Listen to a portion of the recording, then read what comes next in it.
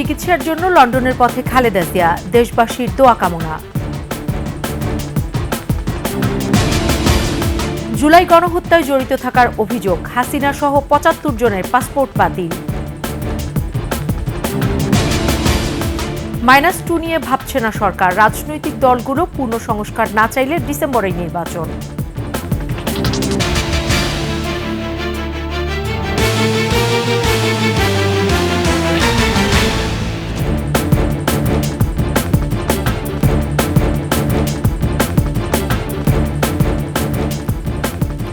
শুনছিলেন সংবাদ শিরোনাম। আমন্ত্রণ ২১ সংবাদে, সাথে আছি সোনিয়া স্নিগ্ধা। দর্শক, ২১ টেলিভিশনের সংবাদ একই সাথে সরাসরি দেখতে পাবেন আমাদের ফেসবুক পেজ www.facebook.com/2124 অনলাইনে। এছাড়াও সাবস্ক্রাইব করতে পারেন www.youtube.com/@21 ইটিভি চ্যানেলে।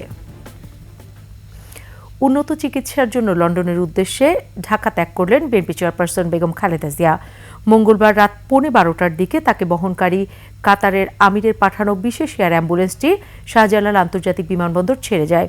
এর আগে রাত 10:55 বিমানবন্দরের ৮ নম্বর গেট দিয়ে প্রবেশ করেন বিএনপি চেয়ারপারসন। লন্ডন পৌঁছেই খালেদা জিয়া সরাসরি লন্ডন ক্লিনিকে ভর্তি হবেন। বিএনপি চেয়ারপারসন সর্বশেষ 2017 সালের 15 জুলাই লন্ডন সফরে গিয়েছিলেন। এরপর তার আর কোনো বিদেশ সফর হয়নি। আকবর হোসেন সুমনকে সাথে নিয়ে মাহিলা ইসলামের রিপোর্ট। উন্নত চিকিৎসার জন্য কাতার আমিরের দেওয়া বিশেষ এয়ার অ্যাম্বুলেন্সে করে লন্ডনের উদ্দেশ্যে ঢাকা ছাড়লেন বিএনপি চেয়ারপারসন বেগম খালেদা জিয়া। রাত 10:50 বিমানবন্দরে পৌঁছান বেগম জিয়া।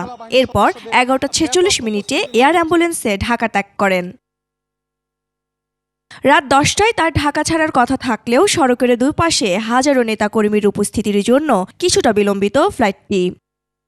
বেগম খালেদা জিয়াকে বহনকারী এয়ার অ্যাম্বুলেন্স শাহজালাল আন্তর্জাতিক বিমানবন্দরে ত্যাগের পর বিএনপির মহাসচিব মির্জা ফখরুল ইসলাম আলমগীর বলেন, ফ্যাসিস্ট সরকারের বিরোধিতা করায় এতদিন সুচিকিৎসা পাননি 3 বারের সাবেক এই প্রধানমন্ত্রী। ছাত্র জনতার অভ্যুত্থানের মধ্য দিয়ে দেশ থেকে পালিয়ে যাওয়ার পরে আজকে দেশনেত্রী বেগম খালেদা যখন সম্পূর্ণ মুক্ত হয়েছেন সমস্ত মিথ্যা মামলা থেকে, তিনি চিকিৎসার জন্য লন্ডনে গেছেন। এটা আল্লাহর কাছে শুকরিয়া জানাচ্ছি। একই সঙ্গে আমরা আশা করছি যে সুচিকিৎসা করে দেশনেত্রী বেগম খালেদা জিয়া আবার দেশের মানুষের কাছে ফিরে আসবেন। লন্ডন পৌঁছাতেই খালেদা জিয়া সরাসরি লন্ডন ক্লিনিকে ভর্তি হবেন। পরবর্তী সময়ে লন্ডন ক্লিনিক সুপারিশ করলে তাকে যুক্তরাষ্ট্রের জন হপকিন্স ইউনিভার্সিটি হসপিটালে নেওয়া হতে পারে। মাহিলা ইসলাম, ২১ টেলিভিশন, ঢাকা। গুলশানে বেগম খালেদা জিয়ার বাসভবন থেকে বিমানবন্দর পর্যন্ত সড়ক জুড়ে ছিল বিএনপির নেতাকর্মীদের ঢল। রাস্তার দুপাশে দাঁড়িয়ে বিভিন্ন স্লোগান দিয়ে তাদের নেত্রীকে বিদায় জানান হাজারো নেতাকর্মী। আসিফ সুমিতের রিপোর্ট।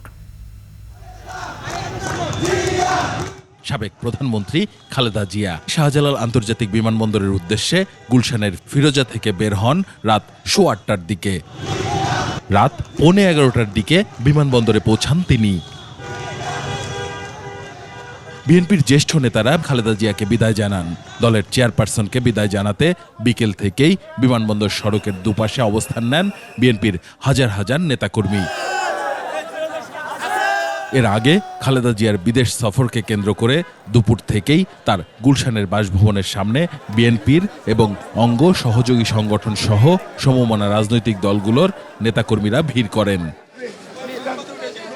চিকিৎসার জন্য দেশে বাইরে যাচ্ছেন, উনি সবার কাছে দোয়া চেয়েছেন এবং সবাই দোয়া করবেন, ইনশাল্লাহ উনি আবার ফেরত আসবে।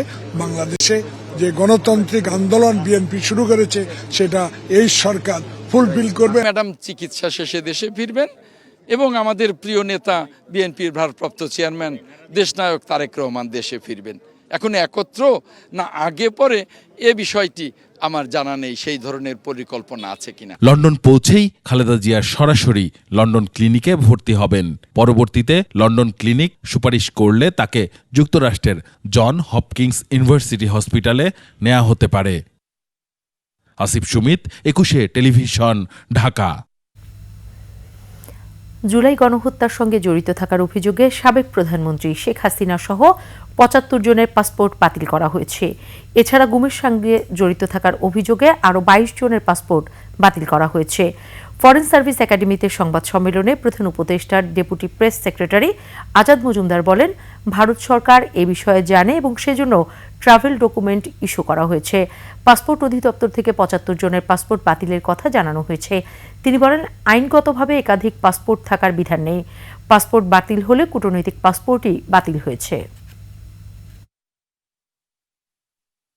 যারা গুম এবং হত্যা এগুলোর সাথে জড়িত এরকম ২২ জনের পাসপোর্ট বাতিল করা হয়েছে এবং জুলাই কিলিংয়ের পরে জুলাই কিলিংয়ের সাথে জড়িত, জুলাই কিলিংয়ের সাথে অভিযুক্ত, জুলাই কিলিংয়ের জন্য এরকম ৭৫ জনের পাসপোর্ট বাতিল করা হয়েছে।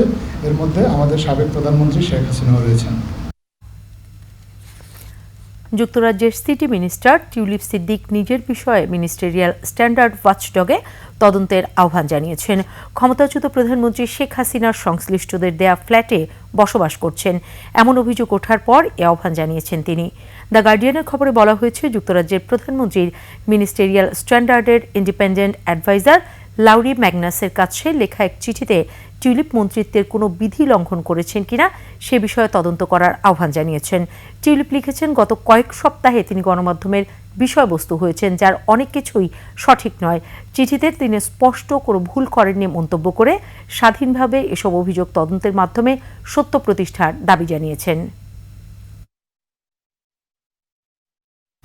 টিউলিপ সিদ্দিক, তার বোন আজমিনা সিদ্দিক সহ শেখ হাসিনা পরিবারের ৭ জনের ব্যাংক অ্যাকাউন্ট তলব করেছে Bangladesh financial intelligence unit BFIU।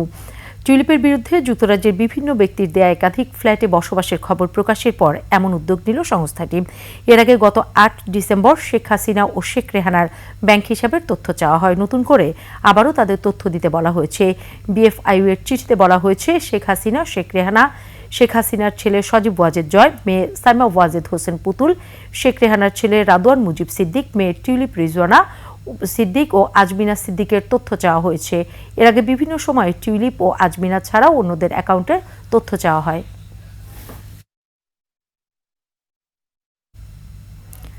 -2 কথা ভাবছে না সরকার। রাজনৈতিক দলগুলো পূর্ণ সংস্কার না চাইলে আগামী ডিসেম্বরে নির্বাচন অনুষ্ঠিত হবে।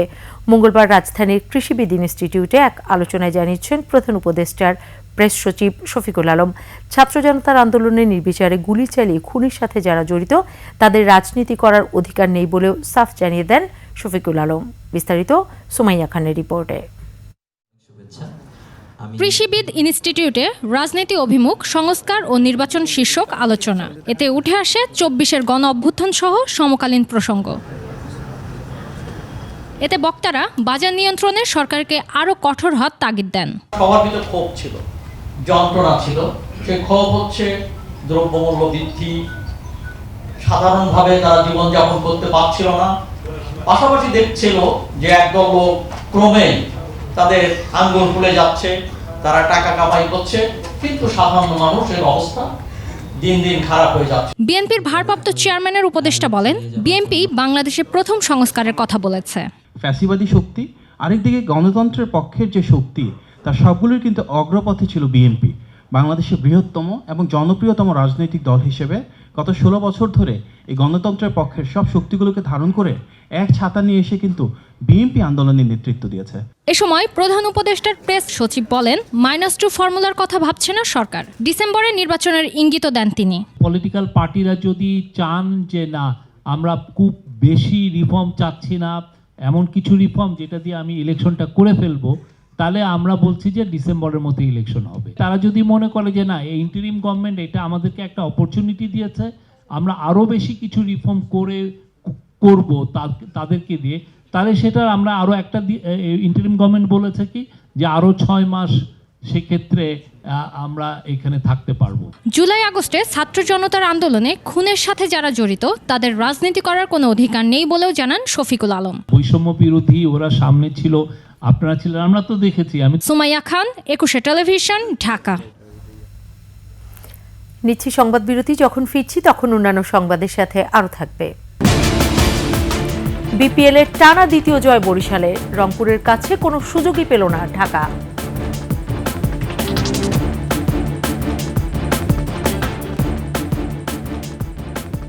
বড় আমন্ত্রণ ২১ সংবাদে।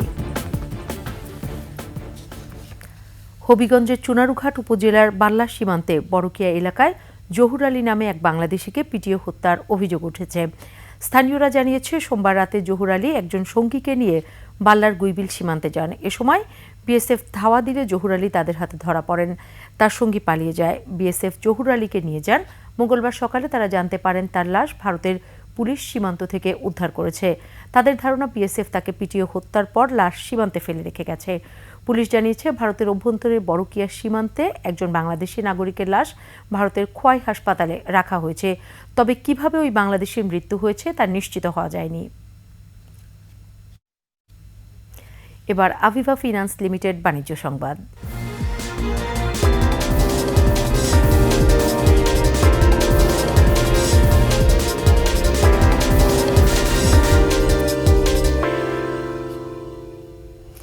সারা দেশে ১০০টি বিশেষ অর্থনৈতিক অঞ্চল গড়ে তোলার বিষয়টি ছিল শেখ হাসিনা সরকারের রাজনৈতিক স্লোগান।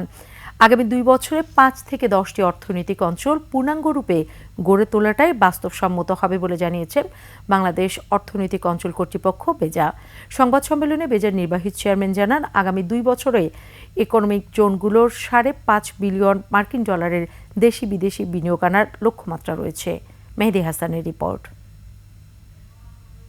ক্ষমতাচ্যুত প্রধানমন্ত্রী শেখ হাসিনা সারা দেশে ১০০ অর্থনৈতিক অঞ্চল গড়ে তোলার মাধ্যমে ব্যাপক শিল্পায়ন ও কর্মসংস্থানের রাজনৈতিক প্রতিশ্রুতি দিতেন। তার আমলে ৯৭টি অর্থনৈতিক অঞ্চলের অনুমোদন হয়, কিন্তু চালু হয়েছিল মাত্র ১০টি। এমন বাস্তবতায় পট পরিবর্তনের পর বেজার সংবাদ সম্মেলন। সংস্থাটি বলছে, এতগুলো অর্থনৈতিক অঞ্চল একসাথে গড়ে তোলা বাস্তবসম্মত নয় এবং প্রয়োজনও নেই। তাই যৌক্তিক লক্ষ্যমাত্রা ঠিক করেছেন তারা। ১০০টা ওয়াজ এ পলিটিক্যাল স্টেটমেন্ট। সো ঠিক ১০০টা লাগবে না ৯৯টা লাগবে না ১০১টা লাগবে, I am not really sure that assessment was ever done. So আমি একটা ফাইনাইট নাম্বারকে নিয়ে খুব বেশি মাথা ঘামিয়ে লাভ নেই। যেটা আমাদের আইডেন্টিফাই করতে হবে যে আমাদের এই মুহূর্তে আসলে কয়টা লাগবে। এই মুহূর্তে আমার হিসাবে আগামী ৫-১০ বছরে যদি আমরা যেই ১০টার কথা বলছি, এই 10টা যদি সাকসেসফুলি আমরা করতে পারি, তাহলে we will be in a very good place. দীর্ঘমেয়াদী পরিকল্পনার পাশাপাশি আগামী ২ বছরে অর্থনৈতিক অঞ্চলগুলোতে প্রায় ২.৫ লাখ কর্মসংস্থান এবং $৫.৫ বিলিয়ন বিনিয়োগের লক্ষ্যমাত্রার কথা বলছে বেজা। অবকাঠামো এবং ইউটিলিটি সেবা নিশ্চিত করতে আমরা টাইম বাউন্ড পরিকল্পনা নিয়েছি ওই কটি অর্থনৈতিক অঞ্চলের জন্য।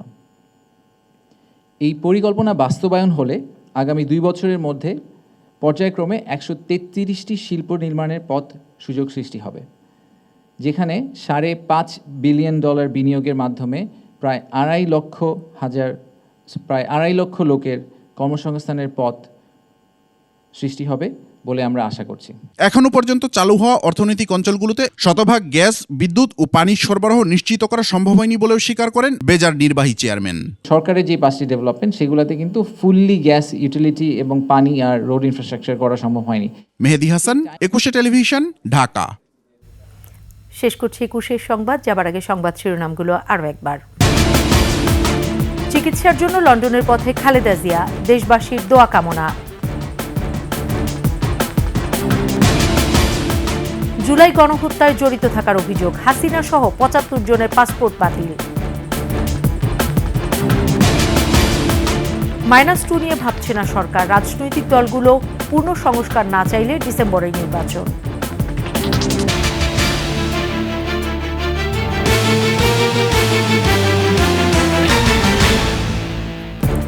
সর্বশেষ সংবাদ জানতে ডায়াল করুন 2021 নম্বরে, আর ভিজিট করুন 21-tv.com ওয়েবসাইটে। ফেসবুকে ভিজিট করতে পারেন www.facebook.com/2124 অনলাইনে। এছাড়াও সাবস্ক্রাইব করতে পারেন www.youtube.com/@21etv চ্যানেলে। এতক্ষণ সাথে থাকার জন্য ধন্যবাদ। পরবর্তী সংবাদ দেখার আমন্ত্রণ রইল। 21-এর সাথেই থাকুন।